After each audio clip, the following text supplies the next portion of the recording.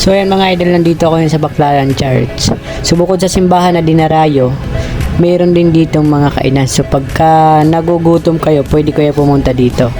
So sa mga hindi nakakaalam, ituturo ko sa inyo. So dalawa nga palang daanan dito. Pwede kayo sa kabila, pwede din kayo dito. Dito na ako dumaan dahil malamig. Maraming punong kahoy. Dito sa gilid ng simbahan lang to.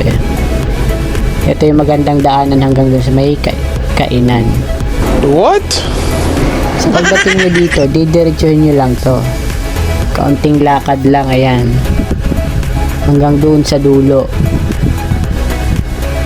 So halos walang katao-tao ngayon kasi medyo aga pa to mga... Ayan o. Maraming punong kahoy kaya hindi gaanong mainit dito. So pagdating dito sa dulo, ito yung tagos ng simbahan. Likod po ito ng simbahan, ayan. Pagkadating nyo dito, tatawid kayo sa kabila at makikita nyo na yung mga kainan dito. Eto na siya. Oh. Isang mahabang street to hanggang doon sa dulo. Puro ano to, pagkain ng mga inaano nila. Ayan, oh. Kung anong gusto nyo pagkain, siguro nandito lahat. Kung gusto nyo ng palamig, meron dito. Iyan, ito mga pagkain nila, oh. Hanggang doon sa dulo yan, buong street. Puro mga kainan yan. Tapos, malinis naman yung ano nila yan, yung kalsada dyan ng mga pagkainan.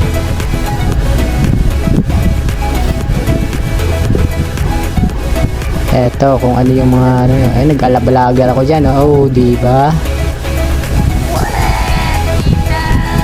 Tapos dito, ayan, may mga ano na naman.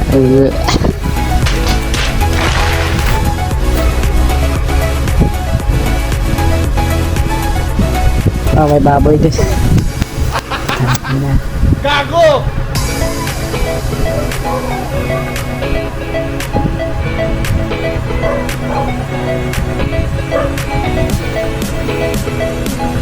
Ayan, dahil nga mainit ang panahon, so nag-avocado shake lang tayo. Ayan, thank you for watching.